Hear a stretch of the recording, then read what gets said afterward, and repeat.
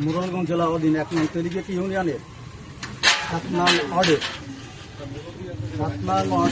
দেবরাজ, শুভরাজ কাঠি, পাশখাল, দেবরাজ এবং মিস্ত্রিডাঙ্গা বটার একটি রেকর্ডীয় খাল আছে। সেই খালে 3-4টে বাদ দিয়ে সেখানে মৎস্য চাষ করতেছে এবং 200 থেকে 250 বিঘা জমি এখানে ফসল বিনষ্ট হইতেছে।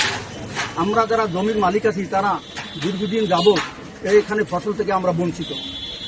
তাই আমরা প্রশাসনের কাছে এই মানববন্ধনের মাধ্যমে প্রশাসনকে জানাইতে চাই যে এই খাল কেটে আমাদের এই 200 থেকে 250 বিঘা জমি যাতে আমরা ফসল চাষিরা পাইতে পারি তার সুব্যবস্থা করতে জানি জনাবের মর্জি হয়।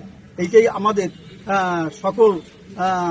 সকলের কাছে আমাদের এইটাই আবেদন, যাতে আমরা দ্রুত এই খালের বাঁধ কেটে আমরা যাতে জমিকে ফসলের জন্য আমরা উন্নত করতে পারি, এইটাই আমাদের আবেদন সর্বসাকুল্যে।